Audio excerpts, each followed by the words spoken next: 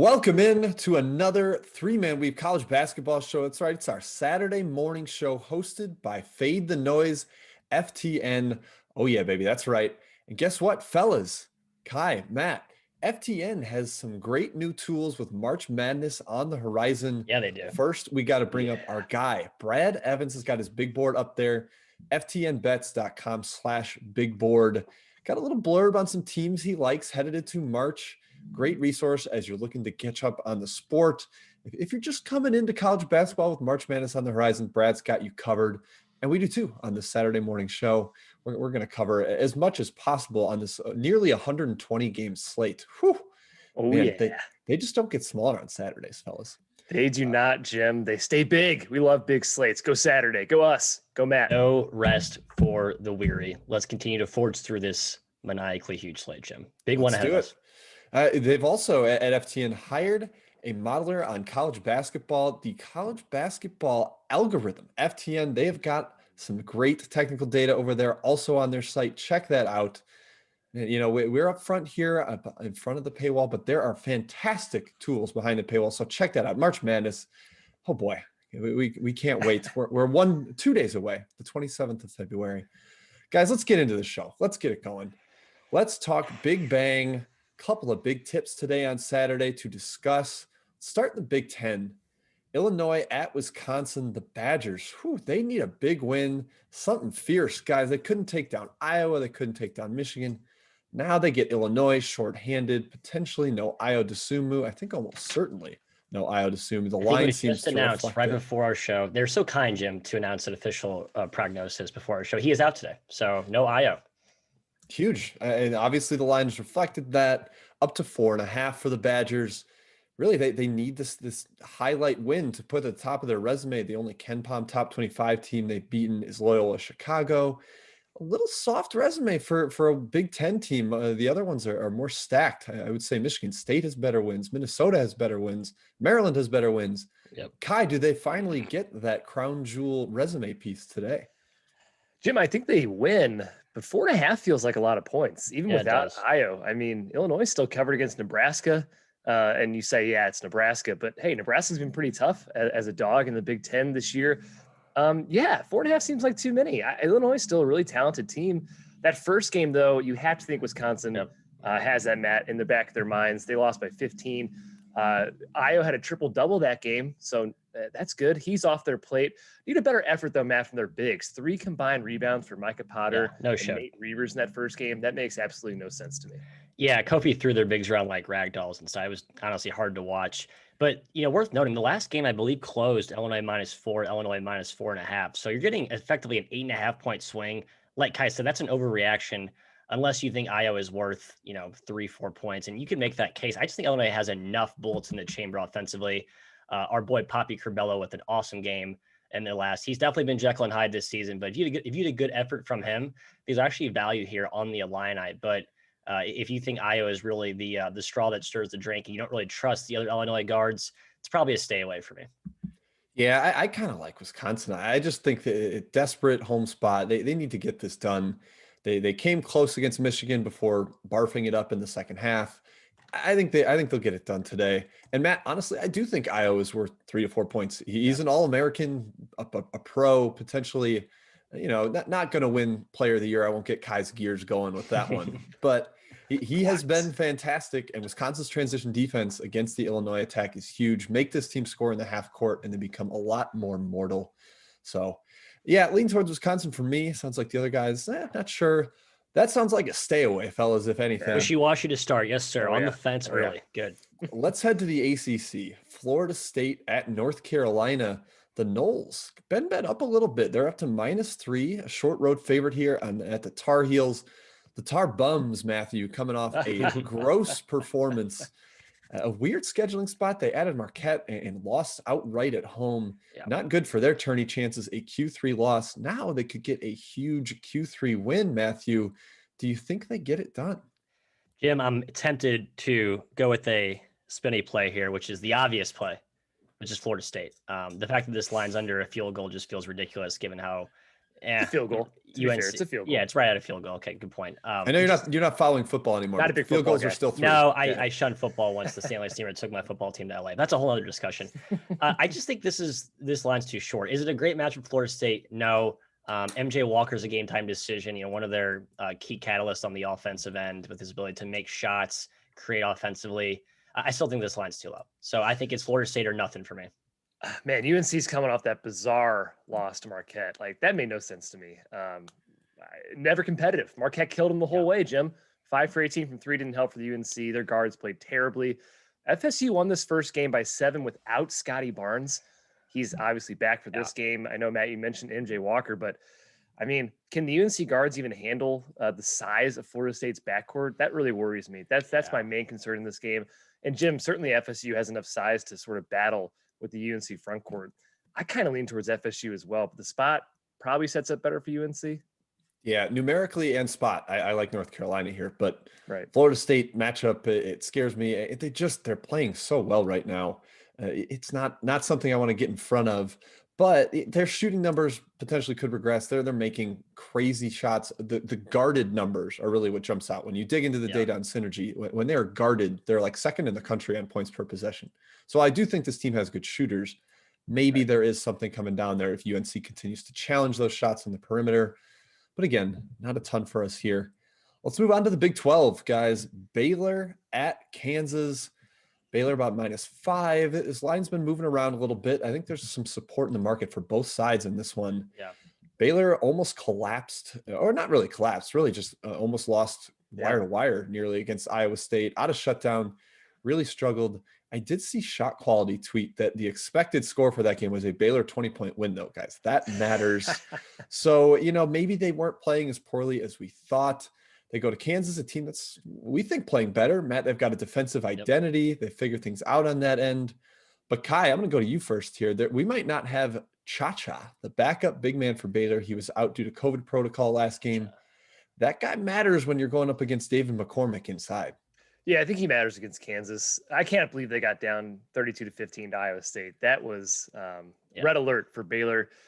Kansas, Jim, played a lot better lately. 5-game win streak. Probably should have beaten Texas in that last game. They were up, blew the game. Jalen Wilson, that late missed layup debacle and then free throw debacle, all that jazz. But yeah, I am actually leaning towards Kansas here at home. I really think they're up for this game. You should see the best effort from Kansas of the season. If you don't, a little concerning. The first game, Matthew, David McCormick, huge foul trouble, 6 points, 2 rebounds, 4 fouls in that game. Obviously, it's going to be Baylor's game plan once again. I just think we see a more motivated Kansas squad. So with a 5-point spread, that's probably enough points for me to lean towards the Jayhawks.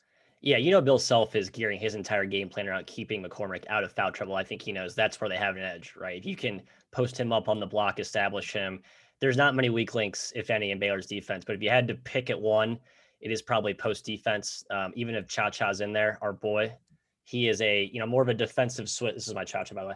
More of a defensive Swiss Army knife guy, not a guy who's gonna like, body up McCormick and really bruise with him inside. So I think matchup wise, KU has a really juicy setup here to pick off an upset. But I'm a Baylor believer. It's Baylor or bust for me the rest of the way down the stretch here. So I am not going against the Bears. Yeah, we talked about with Baylor and Gonzaga when they feel challenged, they stand up and they play well. They're gonna be wanting to go into Fog Allen and get the sweep of the Jayhawks here. Guys, before we go to full steam ahead, I want to make sure one of you is on chat czar because I want to get good. Thank you, Mr. McEwen. I know Matt's too busy cha-chaing to possibly look at the chat. I have other things going on, Jim. I'm busy. Okay. All right, let's go to full steam ahead. I'm going to throw it to Kai. Who wants this? Yeah, give it to me. Good. Take it. All right, let's see what's happening on the board. Well, Jim, we'll start with Tennessee. -6 to -7.5. No super shock here. Sharif Cooper out for Auburn. Guys, he could be worth 10 points. Jim, too high, too low? 10 points. He could be worth that many, and it's compounded by the fact that Turbo Jones transferred. Justin Powell, their other key point guard freshman, still out with a concussion. How do you score against Tennessee? If they make you play in the half court, that is problems for Auburn. Yeah, indeed. And also, Matt, a game that we sort of like is getting steamed the other way. Georgetown pick up to -2.5 at DePaul, our Blue Demons, Chicago's Big Ten team. That's right. Freeman Liberty likely out for DePaul. So is Nick Ongenda, most likely. They both missed the last game. But Matt DePaul's covered 2 games without JFL, as we like to call him, including an outright win against St. John's. Yep. Are you going against this team with DePaul, Matt? Yeah, I'm a demon boy today. I don't feel great about it because it's DePaul, and that's pretty much it in a nutshell. You're never excited to bet on DePaul when your numbers tempt you to, but I will be tempting fate today. As you mentioned, I think getting Charlie Moore back last game was enough for me to feel confident that they're healthy enough. I think Freeman Liberty's been their most consistent guard all year, but Moore's a guy who can really create off the dribble. I mean, it's Georgetown, right? Georgetown has one of the widest pendulum swings in college basketball. They can play with anyone, both on the high end of the spectrum and on the bad end of the spectrum. I think today in a road game in Chicago toward the end of the season, this is a classic Georgetown dud effort. I like the Demons catching 2.5 here. Yeah, spotlights, Matt. I think that's the key. Georgetown loves to get up for the big games. They're playing Nova. They're playing Georgetown. You're getting a home run effort. But man, on the road at DePaul, I'm not sure we see that same kind of engagement from the Hoyas. Playing possessed. That's what we shall do today. Another SEC game, Arkansas, -4.5 up to -6. People are loving the Hogs lately. Yeah. And hey, why not, Jim? They keep on rolling. They crushed your boy, Nate Oates, last game. Now they got an LSU team that certainly doesn't appear to be interested in playing any defense. Yeah, this is a second straight revenge spot for Arkansas. They lost to Alabama, and LSU kind of got killed by both of them earlier in the season. Now they get them both back at home here. Yeah, I would lean towards Arkansas. 6 is a little steep for me if it's up there, but the Razorbacks have been nothing short of brilliant recently, and it's hard to get in the way of that freight train, Matt. Yeah, Musselman's been playing a little bit of zone, and we've talked about how that's sort of the kryptonite for LSU's offense, which has been high octane the last month. My number strongly leans toward the Tigers. I'm going to be tempted to hop in here as a counterpunch at +6 on the Fighting Will Wades if I can muster up some confidence. But I don't know. Right now, it's just tough to trust that team against the surging Pig Sueys right now. We're staying in the SEC, guys, because the steam has been all over this conference. Ole Miss actually opened up -5.5 only at Vanderbilt. Way too low. Yes, it shot up very quickly. I think it's more of a function, Jim, of it's a bad opener. It actually ended -8 overnight. So no true movement this morning. But Ole Miss, they're one of those teams that seems to be surging right now. Our Tigers, Jim, certainly couldn't beat Ole Miss in two efforts. So they're still a tournament team possibility. Yeah, big road favorite scares me a little bit with this team's offense. Ole Miss not going to come out and light up the scoreboard, but Vandy definitely down Dylan Disu. He's out for the season. Yep. He's one of their best 2 players. And Scottie Pippen, the other star, has a hip flexor injury, missed last game. If he's out too, I mean, those two compound on top of each other. That's a ton of Vandy's offense. And I think they struggle against a Kermit zone, Matthew. Yeah, that's it in a nutshell, right? The earliest team is basically injury based. If you can guarantee Pippen and Disu would be in there, obviously Disu out for the season, so there's no chance he is. But I think the line's crazy high if they are both healthy, but they are not. And I think the early move speaks to their combined cumulative value here. So hard to stay away on both sides. Jim, I have 2 questions for you. Number 1, did you know Scottie Pippen is Scottie Pippen's son? Yes, and he spells it differently. Yeah, and he's Scottie Pippen Jr. So yes, I knew that. I'm just doing a bit. Is this working? Also, Paul in the chat, Jim, asks, do we still like Arkansas LSU over? We talked about Arkansas last game, and certainly the overs have been hitting hard for LSU lately. What do you think about that one? I mean, it's high. Go ahead, Matt. I was gonna say the first game played at 82 possessions. So you look at the past matchups, you usually get an indicator of how a game's going to play out. But again, like I mentioned, that Arkansas zone has sort of slowed some teams down offensively. I don't think you get the same pinball up and down that you've got in the first matchup. So I'd stay away from the over. All right, Jim, back to you. That's it for Steam. All right, well, let's check the schedule, and that means I'm probably going to go to Matthew here. He's going to lead us through this segment. We've got tourneys. We've got some tough spots with teams playing multiple games in a week. We've got COVID shutdowns, Matt. Take us through this. Yeah, I'm kicking it right back to you guys here pretty quickly because I want to lead off with conference tournament action. It's championship. I guess it's sort of the championship week before the championship week. The couple of low majors here kicking off action today. America East and the Big South. Let's hit both of these real quickly here. So the America East tournament, Jim, I know you previewed this for our site, so feel free to chime in with some commentary. But there's a weird little pod format that they're doing. Hartford and New Hampshire are each hosting their own pod, while Vermont and UMBC, the top 2 seeds, get a bye to the semis. So within that context, let's go to the New Hampshire pod. They're sitting and waiting on the winner of today's game between UMass Lowell and Stony Brook, a game that has, as the last we'll get to, some pretty serious injury question marks. Jim, UMass Lowell, Obadiah Noel, really the catalyst to their offense. They somehow played well without him the first few because Ryan Daly was going bananas. Bryce Daly. Bryce Daly, sorry, not Ryan Daly. Yeah. He was going off, but then they sort of came back down to earth. They clearly needed his offense. Question mark today, is he going to play or is he not going to play? Where do you stand based on his presence? I mean, you hope he plays, but this is one of the least reported on teams in all of college basketball. We found out he was out like 2 minutes into their game that he missed. Never had any reports that he might come back. So we're kind of flying in the dark here. But then on the other side, Stony Brook missing the America East Defensive Player of the Year, Mohamedou Guy. I think it's Guy. Yep. This whole conference, honestly, COVID injuries, it is ridiculous throughout the whole league. Every good player has missed time. Most teams have been on a shutdown. It's been hard for them to get enough games in. It's a struggle to handicap this one. I think the 1 and 2 seeds will roll. Just looking at today, though, I would lean towards UMass Lowell, but without knowing the status of Noel or Guy, I don't know what you do with that. Yeah, no take here. I'm relatively high on both teams, so I'm trying to pick off spots where maybe a team is underachieved or overachieved, and then going the other way here in the conference tournaments. Neither of which applies in this scenario. Hartford hosting Binghamton, so definitely some home court value here for Hartford. But Binghamton getting healthy at the right time. They played well as of late. They got Thomas Bruce back.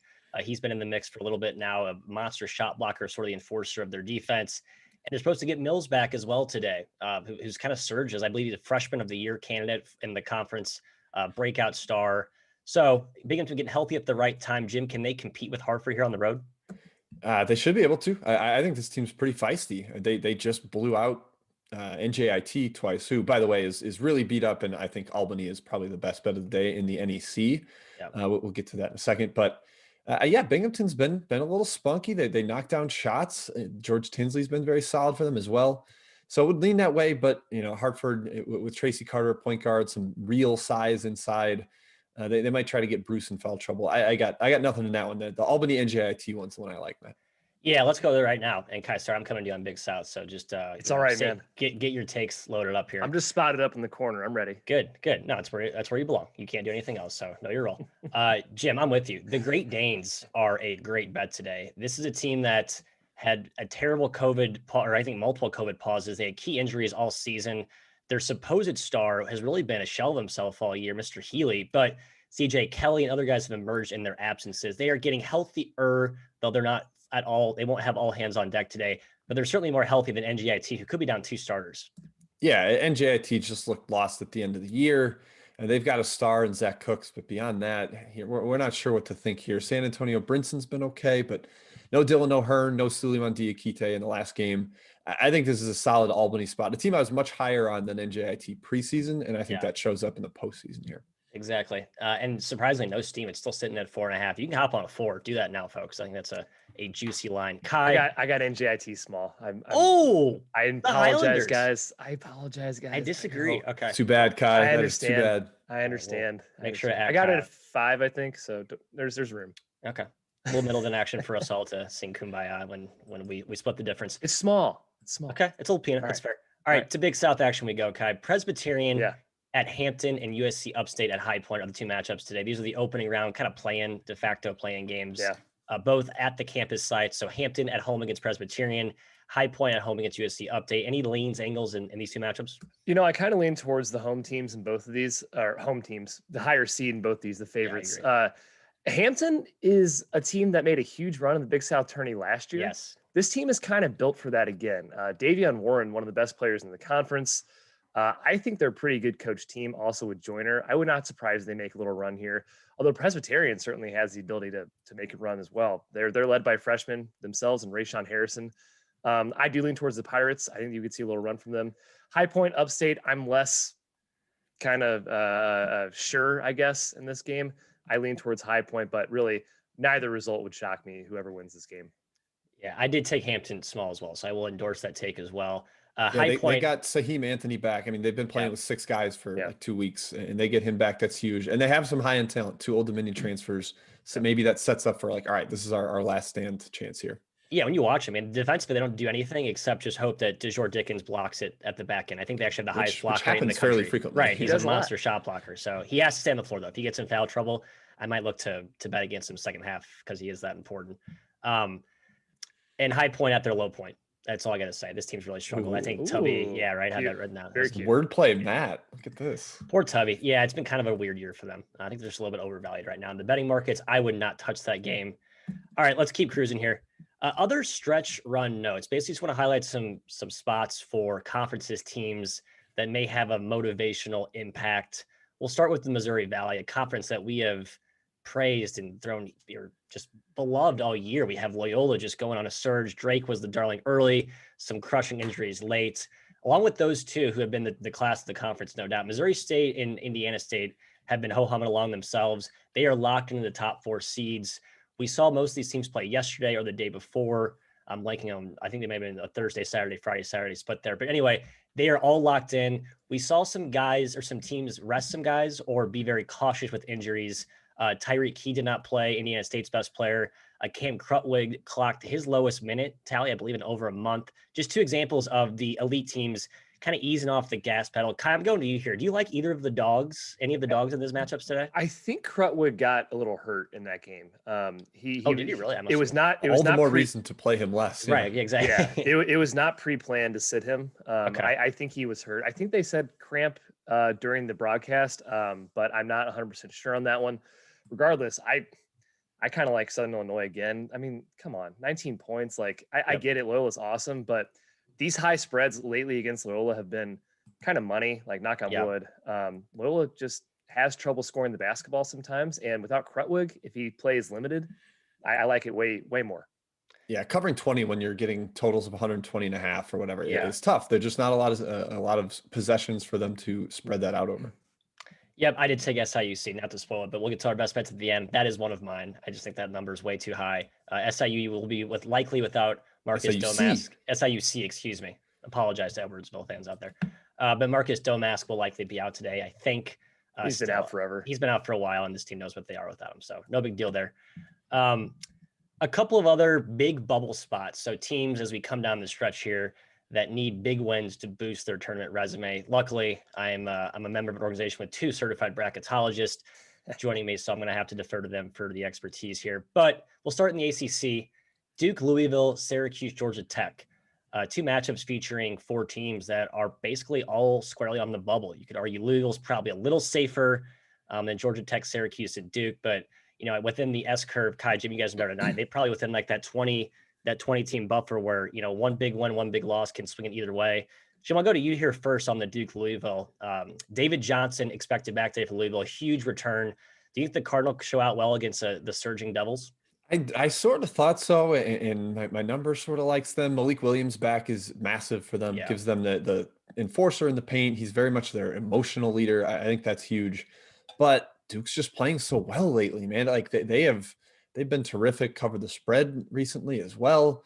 So I don't have a ton there, Matt. That is your Blue Devils. Do you have a sense? Do we get another Blue Devil blowout? No, I think the line's proper. -5. It opened to 5. It hasn't moved either way. The total got bet down a little bit, so I think maybe they're arguing Louisville controls tempo.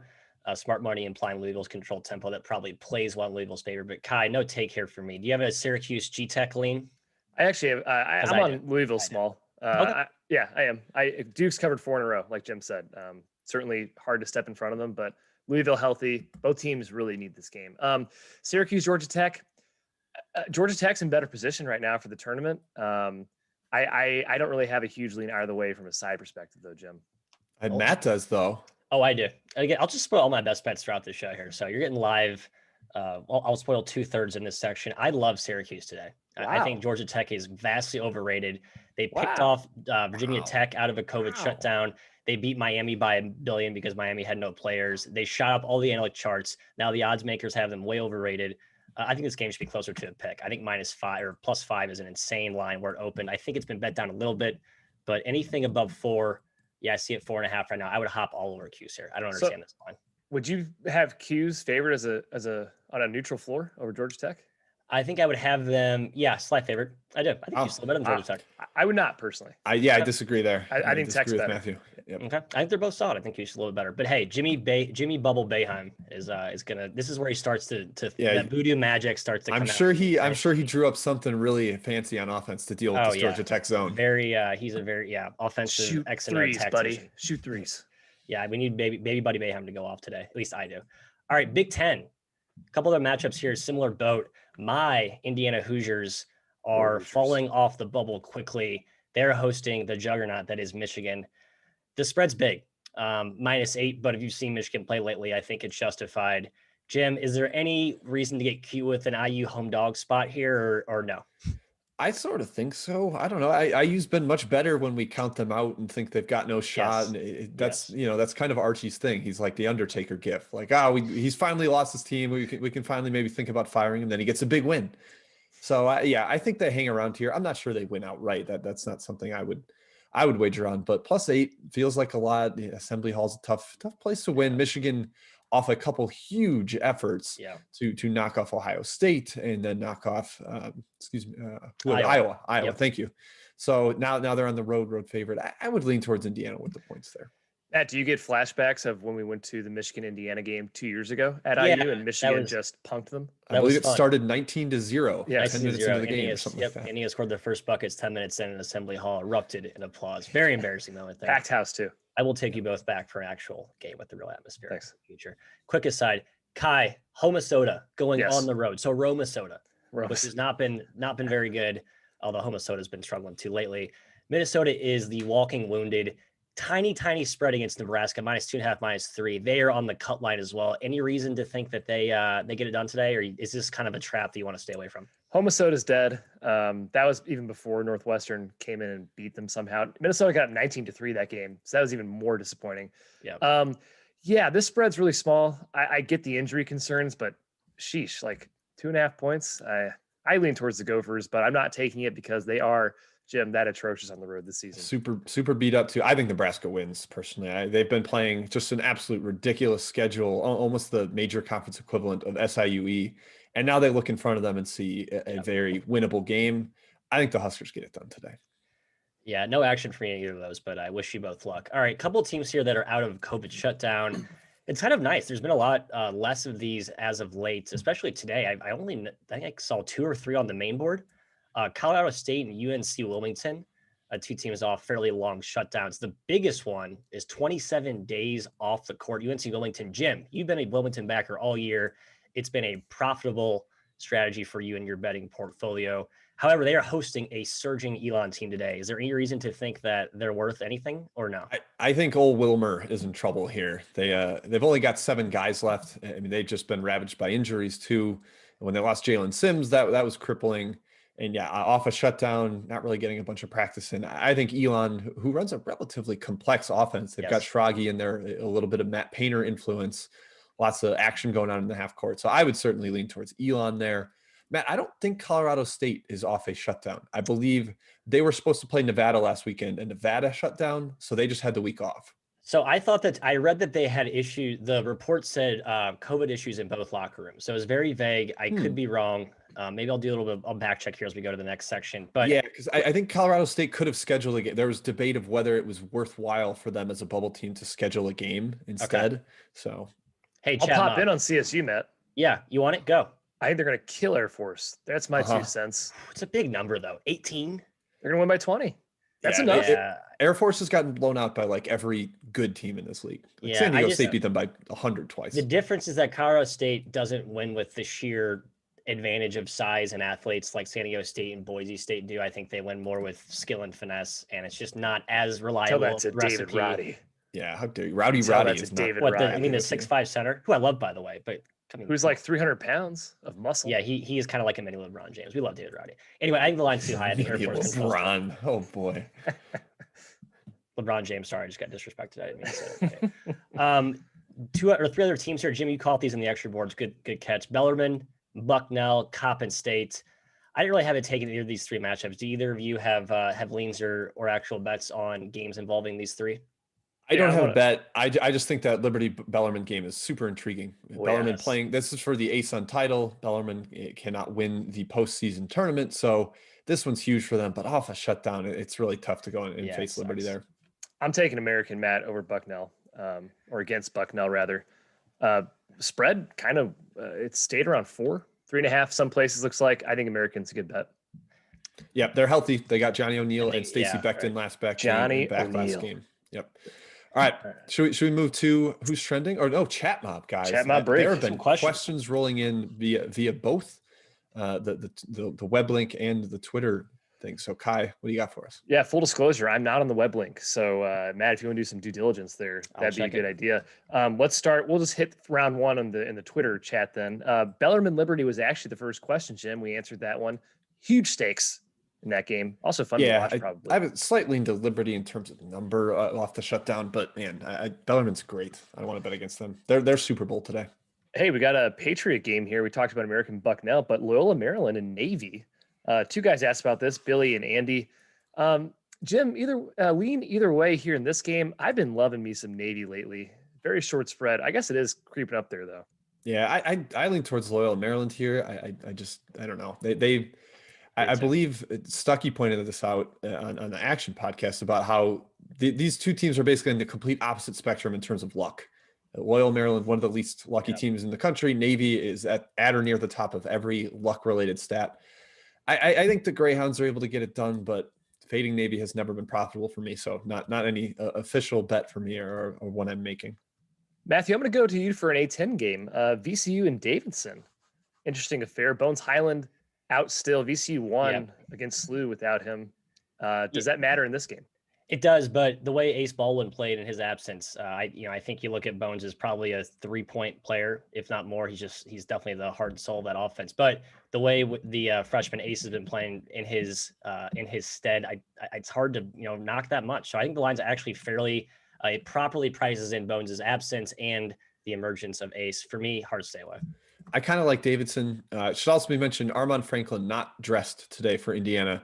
Huge. That writes off anything I said positively about Indiana earlier. Right? Yeah, Michigan probably the better side there now. Indiana has one good guard. That would be him. So yeah, that'd be a problem. Oh, that's harsh. Jim, how about Oregon Cal? We've been all over the Ducks lately. Big spread, -9 at the Bears today. Who do you like? It feels a little high. We haven't seen Oregon really blow anybody out recently. That's not been their MO. But Cal's been terrible, to be perfectly honest with you. I think they're in trouble right now, trying to figure themselves out. Lost at home to Oregon State. So I have nothing here, to be honest. Yeah. This one I kind of threw my hands up at. I'll keep leaning Duckies. Matt, we talked Elon Wilmington.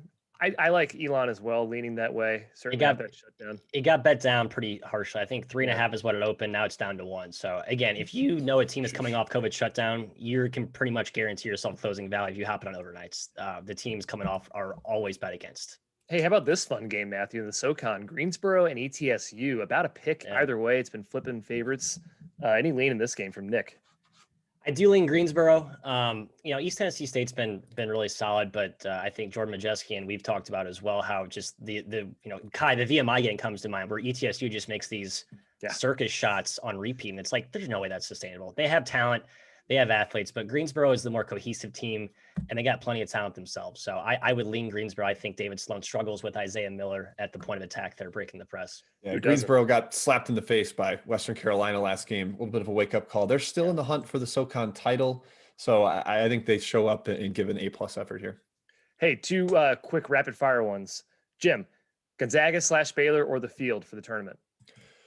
Gonzaga and Baylor, I would take them. South Point open one. Actually talked about this on the VSiN show I was on last night. Gonzaga, Baylor, and Villanova, right about even with the field. I think -110 on both sides is where it opened. I like the Gonzaga Baylor side there. Yeah. Why Matthew? Why Nova? Throw like Houston or Michigan in there. Because Nova made it even-ish. Oh, okay. So they where the odds was. Yeah, yep. Okay. Hey, Matthew, as a third-party observer, our friend Tom asks, Greg Marshall to Mizzou? I think it's a foregone conclusion. My sources tell me he's already on a plane to Tacoma right now. So I think that'll be reported publicly soon, but you heard it here first. Okay. Peter asks about if we should continue to fade Western Carolina, who, by the way, got a win the other day. Yeah, I don't think so. Don't keep fading them because Mason Faulkner looked like himself. He was a potential last game, preseason player of the year in that conference. He took a couple of games off and looked really good. If he's going to play that well, then they're probably undervalued at this point. Kai, one more from Pablo in the web chat. Texas Tech reeling. Did they get back on track today after 3 straight losses against Texas? That's a good question, Matthew. I do lean towards Texas Tech. I think that's desperation time for the Raiders. I kind of do too. Yeah, they're under 500 in the conference right now. Texas having some weird chemistry issues a little bit with the Ramey yelling match. They got it done against Kansas, but on the road, I would lean towards the Red Raiders. Matt, if you allow me, I do have 2 more, and we can maybe hit your stream at the end there. Okay, all right, buddy. Virginia Tech Wake from Banana. You know what? I don't have a huge take in this game. I sort of lean towards Virginia Tech bouncing back after that poor effort out of COVID shutdown. Jim, anything? I do too. Better effort in the second game. Wake Forest seems like they've run out of gas a little bit. Very akin to last year's Virginia Tech. I think those 2 teams, last year Virginia Tech and this year Wake, have had really similar lifespans, and honestly, with a talent gap there. Although both these coaches super familiar with each other from the SoCon, so that could play to the dog. Matt, any opinion on Xavier today? Sort of a big spread for them. I believe they're at home as well. Xavier is playing Creighton. Yeah. I don't know. 4.5, 5-ish.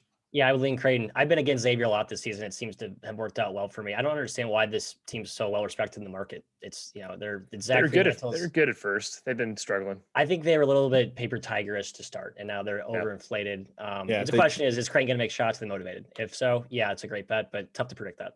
Xavier beat Oklahoma when they were shooting absolutely. They scored 99 points. They would have beaten the Lakers. It's Oklahoma, that day. Right? Which is top defense in the country. Yeah, that's but second best win is Toledo, Marquette.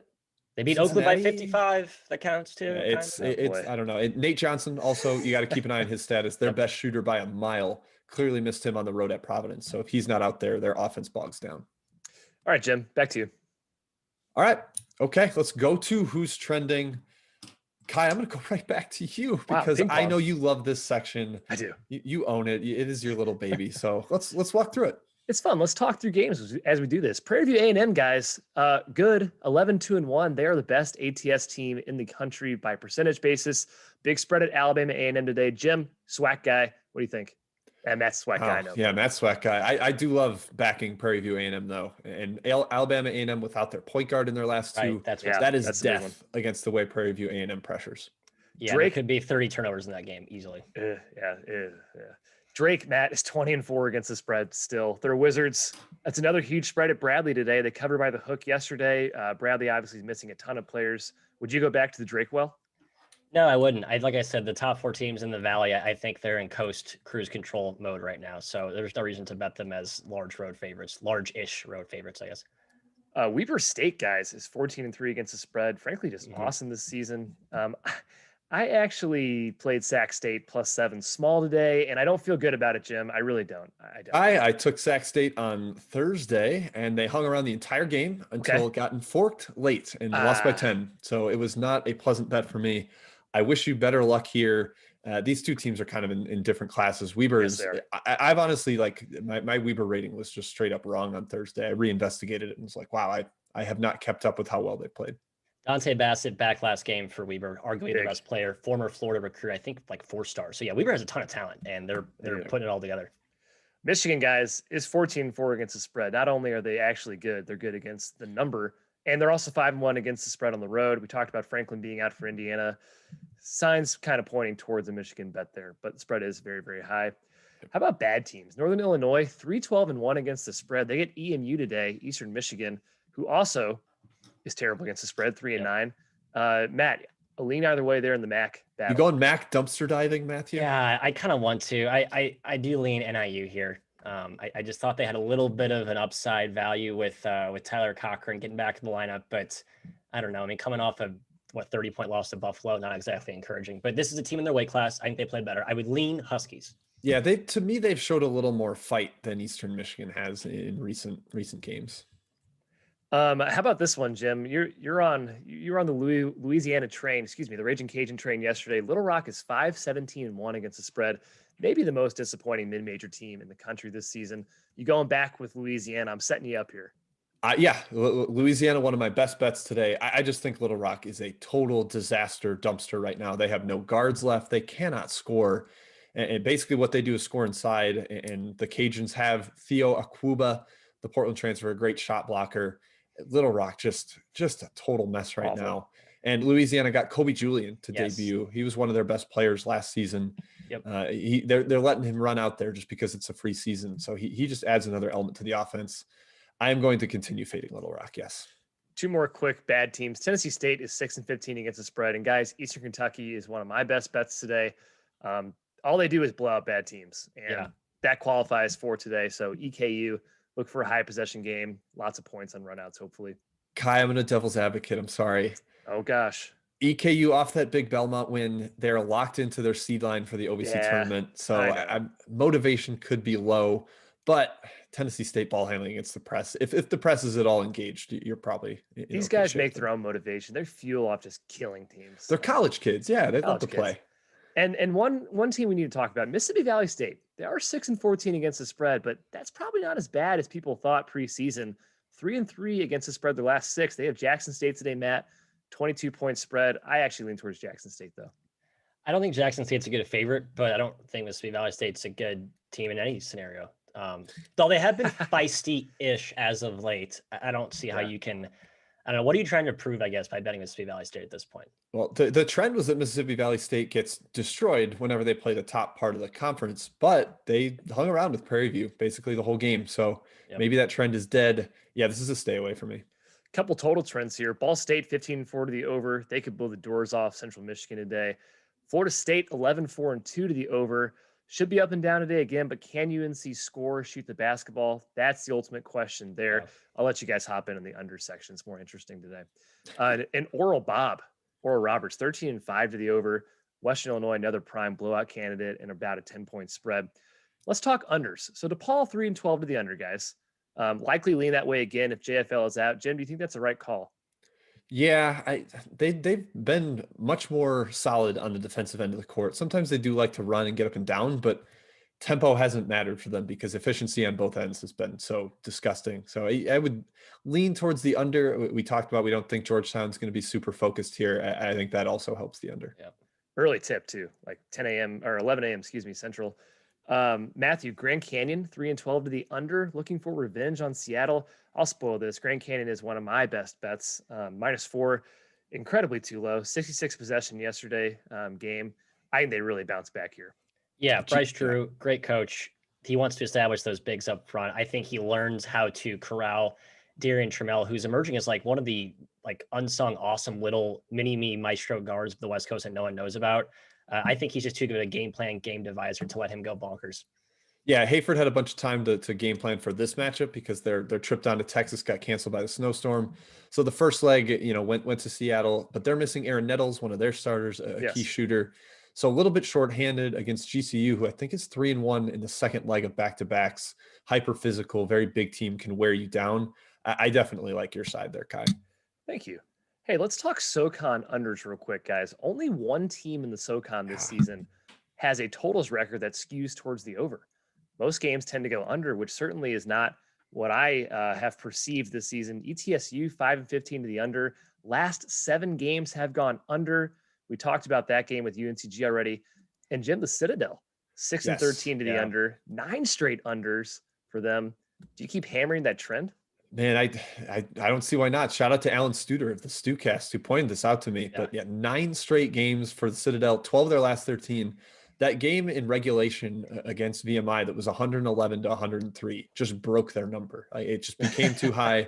They weren't able to play to that ever again at this point. So Citadel unders, maybe still a little bit of value there, but the gravy train could always run out. But I'd prefer that trend right now. I can't tell if Citadel's playing slower or all their opponents are just dead set on not letting them play fast. So, but they've only had one game go above 73 possessions the last 8, which is uncharacteristic for the back and forth Bulldogs.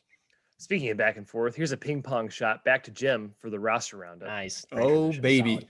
Yeah, let's get into the roster roundup, guys. This is my baby. If Kai loves the who's trending, then I am the roster roundup man.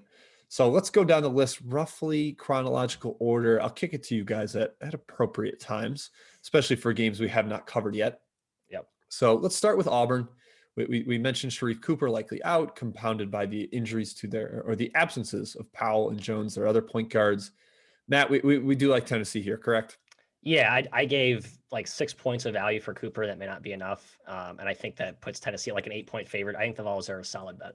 Yeah, I mean, look what happened with Florida, just threw them around in that game. Yeah. So definitely concerning. We mentioned DePaul, no Javon Freeman Liberty, no Nick Ongenda, potentially. Keep an eye out for that. Wow, Matt, back to you here on an ACC squad. Boston College, I don't know what to do with this team. They haven't played in a while. They've got a new coach. Winston Tabbs transferred. Rich Kelly got an injury, and he is out.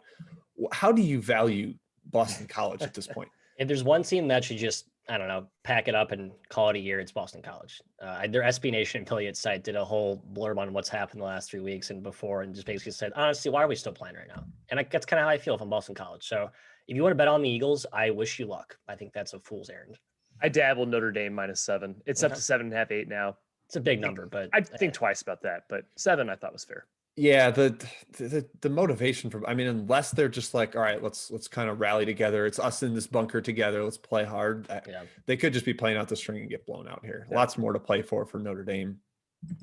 We mentioned Illinois, Io's facial fracture. He is out. Bones Highland for VCU. I would say those two are maybe equally important to their respective squads. Yeah. He's likely out against Davidson. I lean towards the Wildcats, but nothing for sure. Vanderbilt also talked about this one. No Dessous, likely no Pippen with his hip flexor. Obviously, the line really reflects that. People have been in on the Rebels so far. I still think there might be some value. If we get the Pippen officially out news, the line might go up another point. So keep an eye on that one. Yeah, officially Cooper not warming up. So I think it's almost a foregone conclusion he will be out today. Yep, for Auburn. Virginia Tech, Jalen Cone was reported to be playing this week. I believe John Rothstein had it that he was going to play, and then like an hour later, it totally flipped, and he was out indefinitely again. Very confusing on what's happening with Jalen Cone. But, Kai, like we said, we still think it's a decent spot for VT. Second game out of the shutdown. I agree, Jim. It is a decent spot. I definitely lean their way today. Yep. An injury we have not discussed, guys. Temple, been without Damian Dunn in recent games. They just kicked around South Florida last game, an impressive bounce back after losing at home to the Bulls. Now they stay in Florida at UCF. Matthew, do they need Dunn to compete in this one? I think I'm higher. I'm more. I don't think he's worth as much as people think because Khalif Battle had a really strong effort last game. I think he's starting to flip the switch. Former top 4-star recruit, Butler transfer. We thought he'd be the savior. Dunn came out of nowhere. So, I mean, he's obviously been a huge, he's boomed the offense, but I think that Battle is really the key. I think he does what Dunn can do. Yeah, I like this UCF team, though, with Perry and Mahan on the floor. Yes, they're a spunky backcourt. All right, keep going. Mentioned Nate Johnson of Xavier, their best shooter by a mile. They need him on the court to stretch defenses. How about Bradley Drake, guys? I know we talked about Drake in the ATS who's trending section, but Bradley also down a ton of guys. I thought that would play well for the under yesterday, but there were 151 points that ended up being kind of an up and down game. Surprising to me, but I think that zigzags back towards the under today. Yeah, that's a good call, Jim. I think that's the bet I would take out of this matchup. Neither side, personally. Yep. As Matt mentioned, not a ton of motivation for Drake here. They played all their starters 35 or more minutes yesterday. I can't see them doing the same thing here. That would be wild. All right, Baylor mentioned Jonathan Chachua, the Cha-Cha man. So keep an eye on him for Baylor. Matt, we need to not bring him up anymore so that Matt doesn't take. No, we need. I'll leave him into the final section as well. I might add Baylor as a best bet so I can reference his name one more time. Oh, you said weave. That's actually the secret word of the day. So one of our listeners gets slimed. Nice. Oh, really? Kai, well done. Who is that? Have we chose that listener yet? I don't know. Random. Nope. Okay, we'll pull out. Arizona State, we've got the usual cast of characters to mention here, guys. Likely no Marcus Bagley, Josh Christopher, Jalen House, Tayshaun Cherry. They have been shorthanded all season. Bagley's the big one, a guy that can stretch the defense for them, open up the driving lanes. But yeah, I don't have a lot going on there, Matthew. No, nothing. Bagley's the key. You mentioned it. Both ends, they need him. They've played well against favorable opponents. Obviously, Washington was as favorable as it comes, but I think they'll show cracks against a real opponent. Yep. Got to mention MJ Walker, a game time decision for Florida State against North Carolina. We did hit this one in the Big Bang, but got to mention the injuries here because also Tanner Ngam, the Canadian grad transfer, and Malik Osborne, also game time decisions. That could leave them a little bit shorthanded against North Carolina, who, like we said, Kai, they need to show a good performance here. Yep. They need this win, Jim. They need it like blood. You could say that. MJ Walker is trouble. Massive for this team. He has been so good offensively. If he's out, maybe some edge to the heels at +3. Hey, another angle here, Jim. Florida State, 2-game lead in the ACC in first place. Maybe a little complacency. Ooh, could be. Last big school to mention, just want to get it out there. Raleigh Worcester for Utah State. He is potentially out again. They skated by last night against Nevada after getting up big. This rematch might actually be till Sunday. Correct me if I'm wrong, guys. I think it's Sunday. Yeah. Don't want to dwell on this one too much. All right, we'll move on. A couple of mid-major ones just to mention. We won't go through every single guy, but some teams missing their best or second best players that you really need to be aware of. Central Michigan missing Broadway and Devontae Lane, basically two of their best 4 guys, 2 of their best perimeter creators. Got embarrassed in the first game without them, but they stood up to Buffalo in the second game. Matt, do you think they're competitive today? Third game without those guys? We don't know for sure that they're out, but potentially. Yeah, I'm assuming they are. Central Michigan, to me, is just a no-touch team right now. They're injured. They don't know who they are. I think there's a little bit of a lame duck coaching situation about to emerge there. It doesn't seem like Keno Davis's job security does not seem all that safe. Sorry, you mean Keno Avis. Keno Avis. There's no D. No D in that team at all. No, sir. Yep. Hilarious. UT Martin was missing Cam Holden, their best player last game. I think he matters quite a bit. That's a team that's really struggled with depth this season. They also lost Eden Holt, their point guard, early on in the year. So these things start to add up. Keep an eye out to fade potentially UT Martin. Omaha is ravaged, guys. Nebraska, Omaha, missing Marlon Ruffin, missing Wanjang Tut, missing Sammy Rowe, missing Zach Thornhill.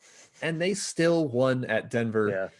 Yeah. Matt, you mentioned lame duck scenarios. If Denver doesn't move on from Rodney Billups, I will be stunned. Yeah, Denver shot 10 of 22 from 3, Jim, and they still lost at home to Nebraska Omaha, a team that's been abysmal that was down 2 of their top 5 players. Denver, we laughed about this when we did it on our SBR show, right? Like, how is Denver ever favored? You just fade Denver if they're favored. So I don't understand the short line here. I'd be on Omaha again. I don't care who plays. Yep, there's major motivation in both sides here because only the top 8 make the Summit tournament, and these two are dueling it out for the 8th spot. Omaha is 2-11, Denver 1-12 in league play. So Omaha definitely needs the other win. All right, what else we got? Murray State, guys, down Damon Robinson, one of their 2 key starting big men. That matters a little bit here. I think they're hurting for him. They need him back for the OVC tournament if they have any shot at making a run. I don't have a ton of a play on this particular game, though. I'll probably more of a future looking. I'll take Tennessee Tech here. I think Murray State rests them, and they kind of take the foot off the gas. Tennessee Tech finally played like the caliber team I thought they were last game, so I like Tech here. Yeah, Tennessee Tech eliminated from OVC postseason play, but they were eliminated last game, and they pulled off a big upset over Austin Peay. So perhaps they are not just playing out the string. They did look up for it, Matt, when we watched the EKU game. Despite getting blown out, they looked feisty. It was like they passed their eye test despite losing by 11 and getting down 20 early, which is odd. But yeah, they're better than that. Yep. Aaron Nettles for Seattle, mentioned that, part of Kai's best bet on Grand Canyon. And then we discussed all the injuries in the America East. A lot of key guys today that you need to monitor. Obadiah Noel, Muhammadu Gee. Keep an eye on those. Get your lineups up, folks. Stat broadcast, team Twitter pages. Yep. Real quick, some returners that have been out could boost their team's value. We mentioned David Johnson and Malik Williams for Louisville. Very big for them as they go on the road at Duke. Jermaine Couisnard for South Carolina. Huge. How huge, Kai? Kai, how huge is it? Well, Jim, it's huge. South Carolina +5.5, +5 is another one of my best bets. Wow. There's the alley and the oop. Yeah, they've been getting blitzed, though, guys. So obviously kind of scary here. 3 straight non-competitive games. Yep. Trey Hannibal was out last game, but Frank Martin said it was just rest. He gave him the day off. Couisnard is back. That is enormous. 7th Woods is out. I couldn't care less.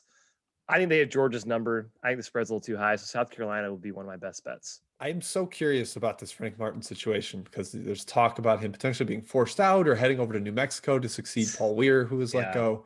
Wow. Strange times out there right now. Yeah. Ohio got Jason Preston and Dwight Wilson back, 2 guys that were out after their COVID shutdown. That's enormous. They need them today against Buffalo. Really, really tough matchup there in the MAC. FAU, Jalen Ingram, their star, played off the bench. This was surprising. I think I was expecting him to be out when he did not start. came off the bench, hit some threes. FAU got a cover against Southern Miss. If he's back in there again today, it could be a solid bet again with the Owls. Yeah, Southern Miss. I feel that team's just broken right now. Right. Yeah, they were feisty a little early in January, and I kind of got spooked from fading them, but they've gone back to the worrisome bad squad that we've seen. And then Kobe Julian for Louisiana and Mason Faulkner for Western Carolina. Two other guys mentioned previously. Yeah. Huge. Yep. Faulkner, again, a first-team all-conference caliber guy, and he looked healthy and engaged again. So that matters.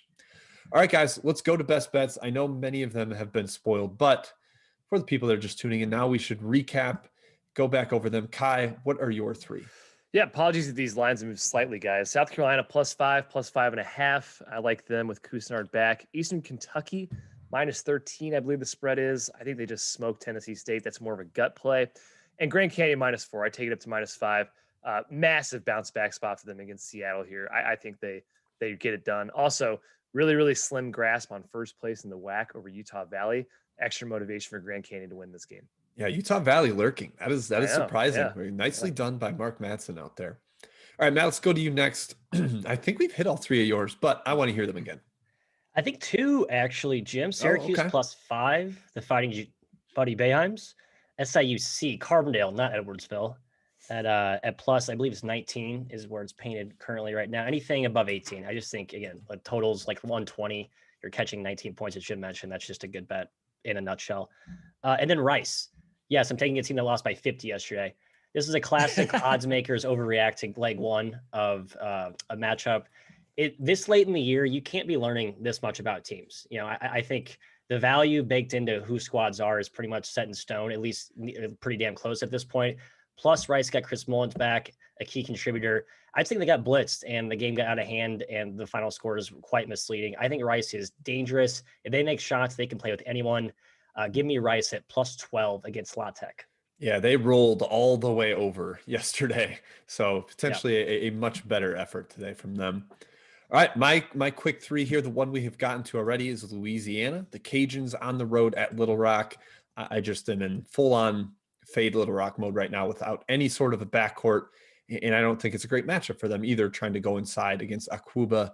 For Louisiana, two others. Power conference games here, guys. I'm riding stinky Iowa State. I think they get their first Big 12 win today against TCU. They've been very, very competitive lately. Hung around Oklahoma after getting down early. Obviously got up big against Baylor. That was the national story this week. Now they play TCU, a team they almost knocked off on the road. I think there is some desperation to not go over in the league. Yes, and this is a very solid spot to get that done. So -1 for the Cyclones. I will take Iowa State. And my third one, Alabama, roll tide. I watching that Arkansas game, I mentioned to you guys, I've kind of cooled on their ceiling just because of how reliant it is on individual playmaking to beat guys off the dribble. And as they progress in the tournament, I think that's really going to be a problem. But against Mississippi State here, bit of a bounce back spot. I think they get back on track in a regular season play and win by, 10, double digits comfortably here against a Mississippi State team that really only has two offensive weapons. So right. Alabama -6. I agree, Jim. Yeah.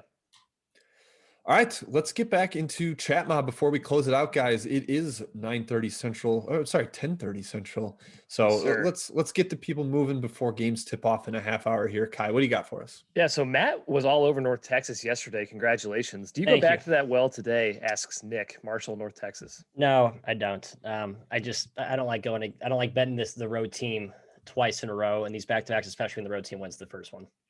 Jim, I forgot the rivalry name of OU OK State, but TTP asks our opinion on that game. Bedlam.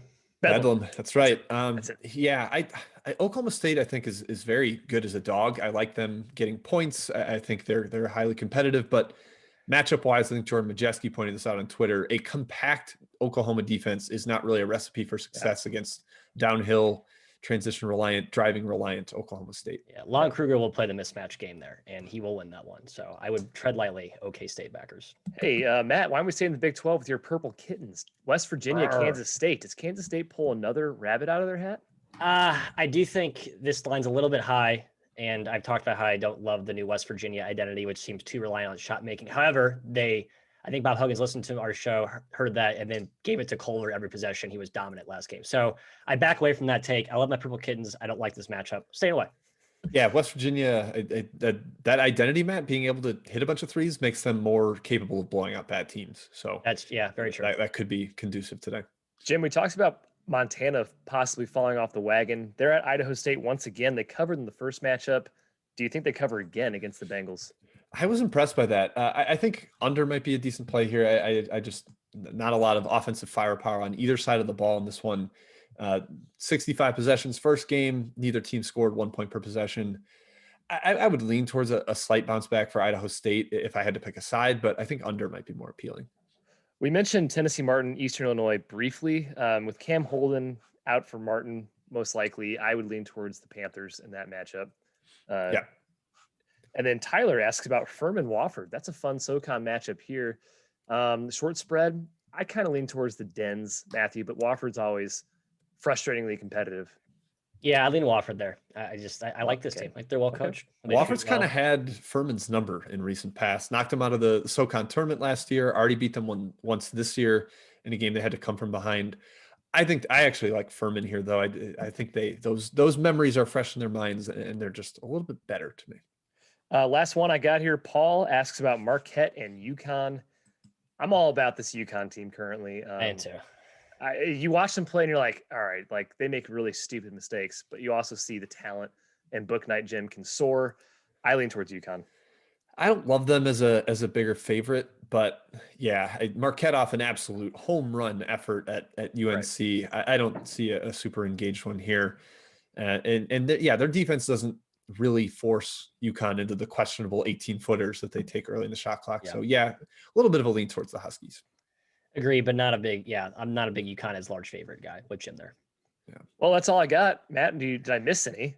I got two more. Carl asked about North Dakota State, South Dakota. Summit battle at the top of the totem pole here. This conference tournament, I believe, has the top 8 teams make it. It's all neutral. There's really no incentive for either team here to like jockey for a home court throughout or a bye or anything. So, well, here's one thing that I think could matter, Matt. They're still fighting for the 1 seed, and I believe South Dakota State's going to end up in that 2 spot. So you want to maybe avoid, if you get the 1 seed, you avoid having to play either of the other top 3 until the final. So 1 seed matters. Okay, that's fair. That's fair. Although I think South Dakota State's a little bit fragile now without Noah Friedel. But valid point there. Kai, any take on that game at all? I saw no value with my numbers there. I lean towards the Bison. I think the Coyotes are finally shown that, we're not this good. Like, we're good. We're not best team in the league good. Yeah. So I lean towards NDSU.